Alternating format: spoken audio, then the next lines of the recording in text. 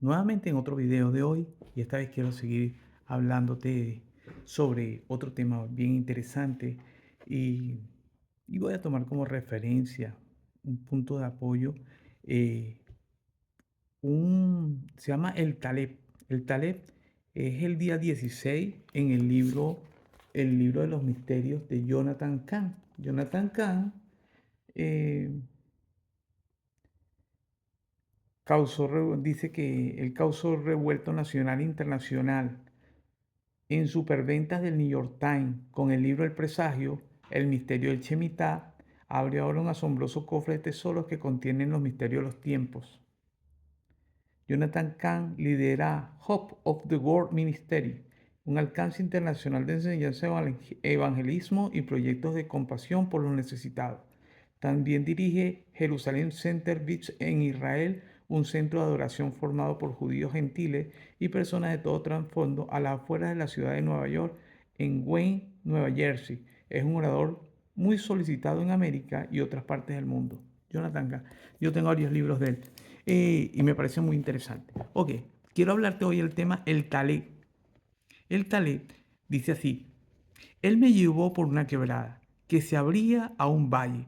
En el valle un muchacho cuidaba de un rebaño de ovejas y corderos. Se va a poner bueno. Uno de los corderos se había alejado en dirección de nosotros. Un cordero se había alejado en dirección de nosotros. Ok. Miré y le dije al maestro, un cordero, la más indefensa de las criaturas, tan indefensa que necesita un muchacho para protegerlo y aún así tiene una importancia cósmica. Una importancia cósmica. ¿Cómo así? ¿Por qué? Pregunté. El cordero es el tema principal de la palabra de Dios. ¿Ver por dónde venimos? Ok, en Génesis, un muchacho le preguntó a su padre, ¿dónde está el cordero? ¿Quién es ese muchacho? Isaac. Ok, ¿dónde está el cordero? Esa es la pregunta de la escritura. En la Pesach es el cordero el que muere para salvar al primogénito de cada casa. La nación de Israel se salva por la sangre del cordero. En el templo de Jerusalén se ofrecen corderos en sacrificio cada día, cada año. Y entonces en el capítulo 53 de Isaías se profetizó que un hombre daría su vida como un cordero sacrificial, como cordero fue llevado al matadero, y mediante su muerte encontraremos sanidad, perdón y bendición a través de un hombre. Yeshua, Yeshua, el, el bendito de Yahvé, el Hijo de Jehová, el Santo de Israel, el Mesías. ¿Ve usted el tema? La importancia del Taled, cordero en hebreo, Taled. Ok, el cordero es la vida entregada para salvar o bendecir a otros. Sí, y para cubrir nuestros pecados. En hebreo talet significa cordero y de talet vienen también las palabras que significa cobertura. Vienen de las mismas letras, ¿verdad? ¿Ok? El cordero será nuestra cobertura. ¿Y quién es el cordero? En toda la historia del mundo hay alguien conocido sobre todo por entregar su vida como ofrenda, como un sacrificio, para que pudiéramos ser salvos. Hay solamente uno que yo conozca, respondí, y no le llamaron el Cordero. Sí, dijo el maestro, Mesías, el Talet Elohim, el Cordero de Dios. Desde el principio se trataba todo del Cordero. La respuesta siempre estuvo ligada al Cordero. Pero, ¿por qué un Cordero? No lo sé. Lo que el Cordero significa es lo siguiente.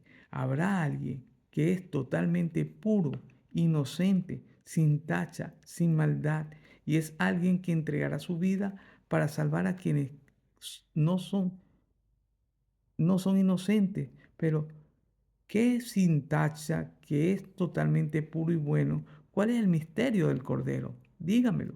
El misterio del Cordero es el misterio de Dios. El misterio es que Dios entregará su vida para salvarnos a través del Mesías, porque Dios es amor y la naturaleza del amor es dar de sí mismo el talet, el cordero. La misión, hoy viva en el espíritu del cordero, que todo lo que haga sea hecho en amor. y viva para hacer que su vida sea una bendición para otros. Es muy interesante. En Génesis 22, del 1 al 18, menciona: aconteció después de estas cosas que probó Dios a Abraham. Y le dijo a Abraham, y él respondió: heme aquí. Y dijo: toma ahora tu hijo, tu único, Isaac, a quien amas, y ve a la tierra de Moriah, y ofrécelo allí en holocausto, sobre uno de los montes que yo te diré. Y Abraham se levantó muy de mañana, enalbardó su asno, tomó consigo 2 siervos suyos y a Isaac su hijo, cortó la leña para el holocausto y se levantó y fue al lugar que Dios le dijo. Al tercer día, alzó Abraham sus ojos y vio el lugar de lejos. Al tercer día, resucitó el cordero.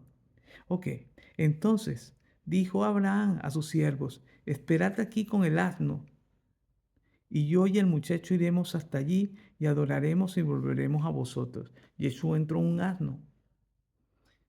Y tomó Abraham la leña del holocausto y la puso sobre Isaac su hijo, y él tomó en su mano el fuego, el cuchillo, y fueron ambos juntos. Entonces habló Isaac a Abraham su padre y le dijo: Padre mío. Y él respondió: He aquí mi hijo. Y él le dijo: He aquí el fuego y la leña, mas ¿dónde está el cordero para el holocausto? ¿Dónde está el cordero para el holocausto? Y respondió Abraham: Dios proveerá de cordero para el holocausto, hijo mío. E iban juntos. Y cuando llegaron al lugar que Dios le había dicho, edificó allí Abraham un altar y compuso la leña y ató a Isaac su hijo y lo puso en el altar sobre su leña. Y extendió Abraham su mano y tomó el cuchillo para degollar a su hijo.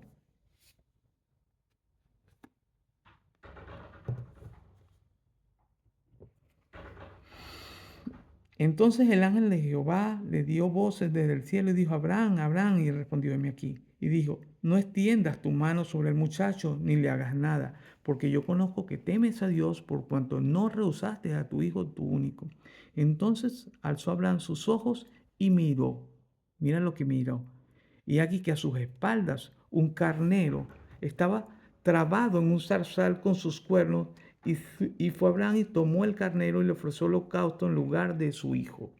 El carnero estaba entre unas espinas, entre unos arbustos enredados sobre su cabeza, se había enredado entre unas espinas. La corona de espinas que le fue puesto al Mesías Yeshua en el momento de su crucifixión era algo profético, era una sombra de algo que iba a suceder más adelante. Esto es totalmente profético, como eh, eh, el Padre Eterno sacrificó a su Hijo amado por rescate de la humanidad. Y lo mismo como Abraham iba a su Hijo amado, lo iba a dar por amor a Dios, que se lo había demandado. Eso es realmente algo muy hermoso cuando tú vas a ver a Isaías 53, que dice así: He aquí mi siervo, será prosperado, será engrandecido y exaltado, y será puesto muy en alto. Así es, Rey de gloria. Cómo se asombraron de ti muchos, de tal manera fue desfigurado de los hombres su parecer, y su hermosura más de la que los hijos de los hombres. Así asombrará él a muchas naciones. Los reyes cerrarán ante él la boca, porque verán lo que nunca les fue contado y entenderán lo que jamás habían oído. ¿Quién ha creído a nuestro anuncio? A esta profecía, ¿quién ha creído?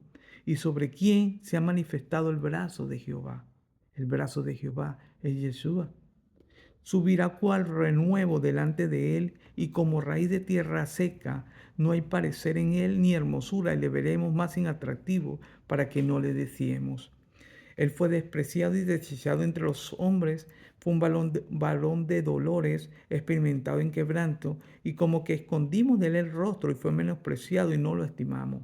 No se le dio el valor, ¿verdad? Los líderes religiosos de aquel momento no le dieron el valor como el Mesías prometido. Ciertamente llevó nuestras enfermedades y sufrió nuestros dolores, y nosotros le tuvimos por azotado, por herido de Dios y abatido. ¿Ves? Tendría que cumplirse esta profecía. Él tenía que ser azotado. tenía que ser herido. Mas el herido fue ¿por quién? Por nuestras rebeliones. Y la rebelión es la violación a las instrucciones de Dios. Molido por nuestros pecados, el castigo de nuestra paz fue sobre él. El castigo que nosotros merecíamos cayó sobre él. Y por su llaga fuimos nosotros curados. Él hizo todo el trabajo que nos tocaba a nosotros. Lo sufrió él. Todos nosotros nos descarriamos como ovejas y cada cual se apartó por su camino, mas Jehová cargó en Yeshua el pecado de todos nosotros. Angustiado fue Yeshua y afligido y no abrió su boca. Como cordero fue llevado al matadero. ¿Ves? ¿Ves cómo está la frase? Como cordero fue llevado al matadero, a la cruz. Y como oveja delante de sus tranquiladores y enmudeció y no abrió su boca. Es la letra Tat. La letra Tat. La letra Tat es una cruz. La letra Tat. Cuando en Egipto ellos estaban a punto de salir, ¿verdad? Eso era Pesach, 14 de Abib, el primero de los meses del año según el Creador. Y estaban a punto de salir. Tenían que escoger el cordero desde el día 10 que fuera puro y sin mancha para el sacrificio. Entonces el día 14 de Abib sería sacrificado el cordero y tenían que comerlo. Y estaban a punto de salir de Egipcio. Entonces esa sangre, al ser degollado, fue recogida y fueron puestas en las puertas de las casas de los que iban a ser salvos. Y el ángel de la muerte, al ver la sangre del cordero en la madera, no tocó a los primogénitos de Israel, tocó los primogénitos, el primer nacido, el que abría vientre de los egipcios. Así, Yeshua es representado como el primero entre los muertos, el primero que resucitó, el que venció la muerte. Entonces estamos viendo que Él no abrió su boca, Él no nos acusó, Él sufrió con nosotros y hay una ley estipulada que si el testigo que viera algo y no lo denunciara, el castigo caería sobre él. Son leyes que están en la Torá. Vamos a estar viendo cómo fuera algo totalmente profético. Entonces Yeshua, ok, es sacrificado, pero él resucita al tercer día. Y entonces, en el libro de Lucas, capítulo 24, versículo 13, narra esta hermosa historia que quiero compartir contigo. Dice, y aquí que dos de ellos iban en el mismo día a una aldea llamada Emaús, que estaba a 60 estadios de Jerusalén, e iban hablando entre sí todas aquellas cosas que habían acontecido. Yeshua fue en el Gólgota, que era una parte del monte Moriah. En el monte Moriah hay un domo, que está el domo de la roca, y ahí está una piedra. Por eso se llama el domo de la roca, porque hay una roca donde se cree que ahí fue sacrificado, iba a ser sacrificado Isaac por su padre Abraham. Sucedió que mientras hablaban y discutían entre sí, Jesús mismo se acercó y caminaba con ellos. Entonces Jesús iba caminando con ellos, pero ellos no se daban cuenta que estaba con él. Ellos no se daban cuenta que era él. Y ellos estaban tristes porque él había sido crucificado. Mas los ojos de ellos estaban velados para que no le conociesen. Y les dijo, ¿qué pláticas son estas que tienen ustedes mientras caminan y por qué están tristes? ¿Por qué están tristes? Es la pregunta. Respondiendo uno de ellos, que se llamaba Cleofas, le dijo, ¿eres tú el único forastero en Jerusalén que no ha sabido las cosas que en ella han acontecido en estos días? Le hace una pregunta. Es que tú no sabes las noticias que han sucedido en estos días. Entonces le dijo, ¿qué cosas pues? Yeshua le dice, ¿qué cosas? Ellos le dijeron, de Yeshua, el de Nazaret, que fue un varón profeta, poderoso en obra y en palabra delante de Dios y de todo el pueblo, porque era poderoso por los milagros que hacía, porque estaba respaldado por el Padre. Él vino como el profeta, como Moisés, que estaba en las Escrituras. Ellos conocen todas estas cosas. Entonces, y cómo le entregaron los principales sacerdotes y nuestros gobernantes a sentencia de muerte y le crucificaron. ¿Ves? No es todo el pueblo. A los suyos vino y no lo recibieron. Fueron estos de qué se refiere la palabra. No a todos los judíos, como siempre se les culpa. Mira, ¿cómo se les dice? Los cuales, ellos están tristes y son judíos, ¿ves? Por lo que habían hecho sus líderes y sus gobernantes, ¿ves? Ellos estaban tristes. Acuérdate que la Escritura dice que el pueblo de Israel lo quería puesto como rey. Pasa que tuercen todas las escrituras y por eso es que estamos como estamos. Ok, ciertamente. Pero mira, ¿y cómo le entregaron los principales sacerdotes, el sumo, Caifás y Ananías? Y y ahí funcionaba también el Sanedrín, que estaba compuesto por 73 personas. Y aparte estaba la guardia del templo.